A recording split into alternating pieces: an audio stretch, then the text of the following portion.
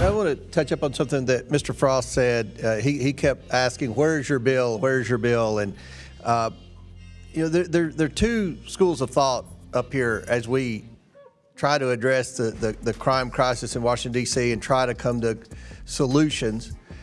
And I feel like one thing that my colleagues on the other side of the aisle constantly say, you have to have a bill to do this. They said you had to have a bill to secure the border. Well, President Trump secured the border within days of assuming the presidency.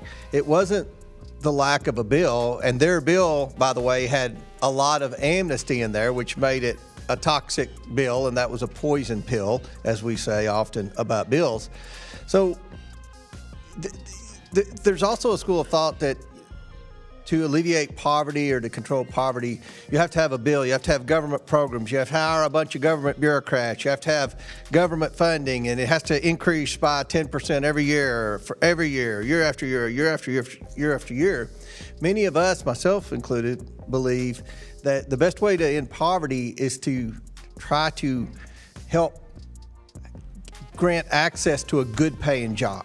And we don't think you get good paying jobs through government bureaucracies, through government agencies, through never-ending creation of new government programs. And with respect to alleviating crime in Washington, D.C., we had, as we all know, an aggressive markup last week. And the bills addressed, many of them, juvenile crime. So, General Schwab, do you agree or disagree that there's a juvenile crime problem in Washington, D.C.? I think we need to make sure that when kids commit crimes, particularly violent crime. But is there? I mean, it seems like looking out the window at night from Barry, there were a lot of kids running around. A lot of the carjackings were committed by juveniles. An excessively high juvenile crime rate, if you define juvenile as, the way your definition under 24 is. Well, here in the district, Mr. Chairman, juveniles defined as younger than 18. My office is addressing every violent juvenile crime that we have. There's no juvenile crime crisis in Washington. Is that what you want to say? One crime from a young person is one too many. Chairman Mendelson, is there a juvenile crime problem in Washington, D.C.? Well, the challenge, Mr. Chairman, is that what does problem mean? So if I were to say yes, that's good. No, there's too much. No, if you can't say there's a juvenile crime problem in Washington, D.C., that's why we have to come in and help out a little bit. Mayor Bowser, as a former mayor, I know how hard, of course, you are working to keep people safe.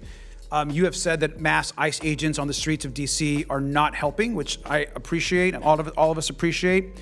And of course, today we could be talking about more community policing. We could be talking about illegal guns. We could be talking about real partnerships and fully funding Washington, D.C. But we can't do that, of course, because the majority continues to ignore the crimes and corruption at 1600 Pennsylvania and the corruption of this administration. Now, we can't pull out a full map of Washington, D.C., but there are other corruption hotspots across the district. Now, let's look right next door to the White House. Here is the headquarters of the Office of Management and Budget. Just next door, OMB ordered the unlawful freezing of more than $425 billion in congressionally authorized funds. This obviates the law. It's corruption. It's a crime. This has hurt communities in D.C. and across the country. They're blocking funds for energy, education, law enforcement, and much more. Now let's go down the map a few miles south. Here is the Department of Homeland Security, where Secretary Noam has ordered unlawful deportations and unleashed masked federal agents to harm innocent people across the country. And we have no idea, by the way, of who's following that and who's not. Who's following what rule, who is not. What we do know is that the legal rights of people and due process is being ignored. If we go up the map back to the north on Maryland Avenue, we have the Department of Education, also in D.C., more crimes and corruption. Here, the Trump administration illegally froze billions of dollars of K-12 and adult education funding. They even froze funding for mental health. and they're trying to illegally dissolve the agency in violation of the law. Again, more crimes and corruption in Washington, D.C. This would devastate children across the country, especially those with disabilities. Now, if we go back downtown, here's the Department of Commerce, where Trump and the Secretary are breaking the law by illegally imposing tariffs without congressional approval. And all is being done in violation of the law, according to the U.S. Court of Appeals. And finally, if we go across the river, another part of D.C., to the Pentagon, Secretary Hegseth is politicizing the military. He leaked classified information, putting Americans in uniform at risk, and he's illegally seized control of the National Guard and ordered soldiers to illegally engage in law enforcement activities. And so we can map D.C., we can map where crimes is happening, we can map where corruption is happening. This, of course, is all we know, just the tip of the iceberg. Mayor Bowser, I'm going to ask you a simple question based on the question you were just asked. Do you commit to use all that money to hire law enforcement people? We commit to using it for law where it was cut primarily. We have I just need to know yes or no. Will you, because you're making a big deal about wanting that money for law enforcement. Would you use it for law enforcement? Yes or no? Well, Congressman, we want the money because it was approved by this Congress and it's our money. Thank you. We want it for law enforcement. I take that as a no. We want it for fire and EMS. Mayor Bowser, we want I'm going to change the way I'm asking you questions. Mayor Bowser, it's my time. It's my time. There'll be order in here. Let Dr. Fox has the time. Let Dr. Fox proceed, Dr. Fox. Mayor Bowser, do you agree that a key part of reducing juvenile crime is by improving education outcomes for students in Washington, D.C.? Yes. Good. So you believe that education is important for reducing juvenile crime. Do you also agree that the D.C. Opportunity Scholarship Program, or D.C. OSP, which expands educational opportunities for low-income families, plays a part of helping us reach that goal? We have a system of choice here that includes opportunity scholarships, public charter schools, and traditional public schools. Yes, ma'am. All three. I'm quite familiar with that. Yep. So we know students in the D.C. OSP can receive a high-quality education while they may be otherwise left behind in the horribly underperforming schools in D.C. This program provides real school choices for families, been repeatedly studied and evaluated. The results show that participants in the program thrive and see higher rates of high school graduation and the pursuit of higher education. Mayor Bowser, given the recent spike in juvenile crime in the city, I hope we can agree it's more important now than ever that school children have pathways to succeed and learn in safe, high-performing schools. What is your administration doing to ensure students have access to alternative education programs, including the DC OSP, to keep them engaged and on track? Well, we have been very supportive of the SOAR Act, and we encourage this Congress to continue to support SOAR, where we invest in all sectors, including the Opportunity Scholarship Fund. We're also very proud that when we look back over 15 years in our investments in school reform with mayoral control of the schools and council oversight of the schools, we've seen enrollment in our schools nearly reach 100,000. We've seen achievement outpace our peer schools across the nation, and our children have rebounded from COVID learning loss faster than most. Thank you. And our residents are responding. Thank you, Mayor. Thank you. Okay, I just was going to add that our residents are responding by sending their children to their neighborhood schools. And that is a marker of success. Thank you. Chairman Mendelson, given that better educational opportunities are strongly correlated with reductions in juvenile crime, what immediate steps is the City Council taking to ensure that DC youth have the best educational opportunities and are not left behind in failing schools?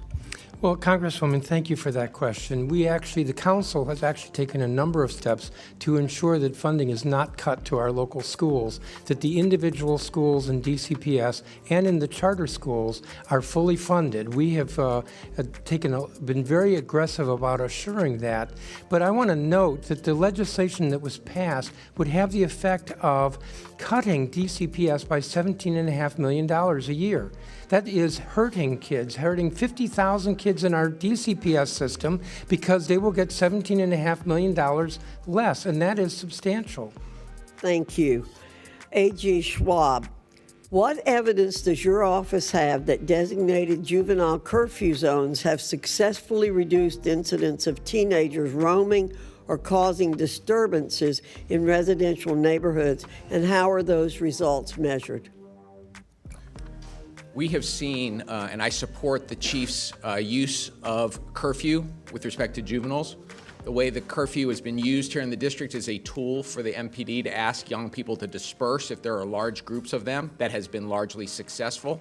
If youth have not dispersed in response to the MPD request, MPD will occasionally pick those youth up and bring them to what's called our Youth Services Center, where their parents are called and they're brought home. We have not seen an increase in prosecution related to curfew, but we know anecdotally that the curfew, at least as a short-term measure, has been effective in dispersing large crowds of young people. Thank you. I yield back, Mr. Chairman. Thank you. Mr. Chairman, I would like to ask for unanimous consent. Yes. Mr. Chairman, I would like to ask for unanimous consent to enter into the record a article from Vox News entitled "Laboratories of Democracy: Washington, D.C. showed how to do universal pre-K right. D.C. offers free pre-K for toddlers. The ripple effects have helped K through 12 schools." This is the first city in the United States to have universal pre-K in the country. Chair recognizes they Mr. are Christomorte. innovating and leading the Ms. way. Stansbury, no tryouts for MSNBC. Chair recognizes, and before I recognize Mr. Christomorte, if I may, that $1 billion is restored in the continuing resolution that we're going to vote on tomorrow. It hasn't been taken up. The Senate took it up a long time ago, and this House has refused to take that up. I've been a proponent for that. So let's not talk about what we're going to do. Let's talk about what we've done. Thank you, gentlemen. Chair recognizes Ms. Crockett from Texas. Okay, I'm going to try to go really fast because I got a lot to cover. So I'm starting with the AG. I want you to tell me whether or not it's lawful or lawless ignoring court orders. That's lawless. Impounding congressional funds. Violates the law. Invoking emergency powers when there is no emergency. Unlawful. Sending troops without an invite. Violates the law. Covering for pedophiles. I just threw that one in there. Okay, I'll move to the next one. What about revoking birthright citizenship? Violates the 14th Amendment of the Constitution. How about violating due process? Violates the 5th and 14th Amendment of the Constitution. How about what we see happening with redistricting that would in some way minimize, if not delete, the voices of people of color as they are going through and illegally going through this process? Is there a constitutional amendment that you can think of that is associated with that? Probably many, but it is unlawful and unconstitutional and un-American. Thank you. As well as, can you tell me if it is lawful or lawless to violate free speech? That's lawless. Okay, sounds about right, because, we had to have a conversation about Jimmy Kimmel, so I'm going to say free Jimmy Kimmel for sure, and hopefully we will deal with the FCC chairman. But the reason that I wanted to go through that long list, and that was actually not even the half of it, is because since this administration has come in on January 20th, they have engaged in some form of every single thing that I said on that list, even the part about covering for pedophiles. So my question is, why are we sitting here today? Number one, they already passed their bootleg laws, and it's clear that even the bill author is not well informed about what his bill does. Because as has already been stated, at the age of 18, you are an adult. So this idea that somehow 21-year-olds were now somehow juveniles under DC law, is that accurate or inaccurate? It was inaccurate, misunderstood the way the law works. Correct. could not understand how to read the law and decided that they were going to rewrite the law and mess up the law. And to be clear, we were talking about judges being able to have enough discretion to decide whether or not they were going to give someone an opportunity maybe to clean their record, such as the bill author was given that opportunity under Florida law because his second felony was picked up when he was 21, to be clear. So he was older than 18. And under this law, if you were under, 25, so 24 or under, then the judges had discretion, correct?